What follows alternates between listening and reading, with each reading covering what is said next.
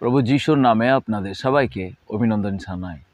Bible আমাদেরকে শিখায় আমাদের সময়টাকে ভালো করে ব্যবহার করতে। বেশি শতাংশ মানুষ তাদের সময়টাকে কিভাবে ব্যবহার করতে হবে জানে না। তার বেশিরভাগ মানুষ তাদের সময়টাকে তারা নষ্ট করেই থাকে।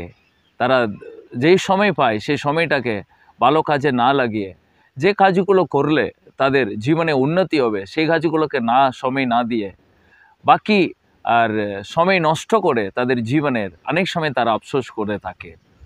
আজকে আপনি কি আফসোস করছেন যে আমার সময় আমি ব্যবহার করতে পারিনি, আমার সময়টাকে ঠিক মতো কাজে লাগাইনি বলে আজকে আমার লাইফে কোনো উন্নতি হয়নি?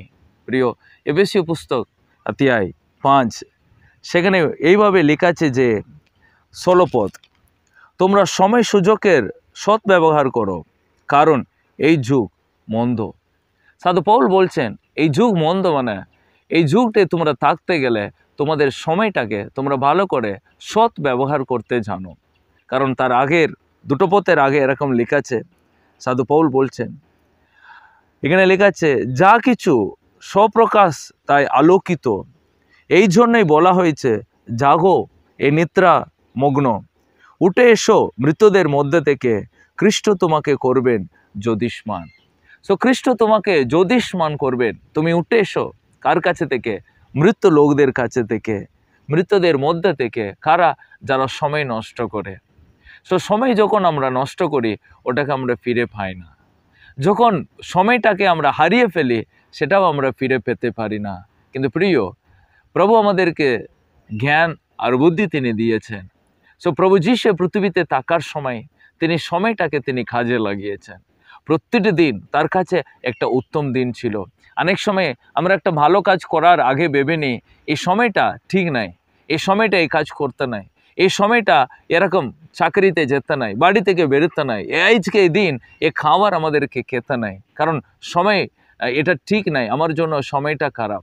বা আজকেও কেউ বসে ভাবছেন আমার দিনগুলো আমার কাছে খুবই খারাপ, আমি যতই চেষ্টা করি কিন্তু আমার কাছে সবই খারাপ। প্রিয়, ঈশ্বর সৃষ্টি করেছেন 7 দিন, তিনি আমাদের জন্য সৃষ্টি করে রেখেছেন এবং তিনি আমাদেরকে ওই দিনগুলো তিনি দিয়েছেন যাতে আমরা যেন ঈশ্বরের আশীর্বাদকে লাভ করি। কিন্তু একটা জিনিস আমাদেরকে খুব খাসানে থাকতে হবে, আমরা সময়টাকে ঠিক মতো কাজে লাগাতে জানতে হবে। যে সুযোগ আজকে পেয়েছেন, যে সময় আজকে আপনি পেয়েছেন, আজকে এই সময়টাকে আপনি যদি না কাজে লাগান আপনি কখনো সেটাকে ফিরে পাবে না। কি করে সেটা কাজে লাগাতে পারেন? আসুন, প্রভুর বাক্যই আপনাকে রাস্তা করে দেবে, আপনাকে জ্ঞান প্রদান করবে যাতে আপনি সময়টাকে ইউজ করতে পারবেন। যিশুর জীবনটাকে দেখবেন, তার জীবন অল্প দিনই ছিল কিন্তু অল্প দিনের মধ্যেই ঈশ্বরের ইচ্ছাকে পূর্ণ করেছে।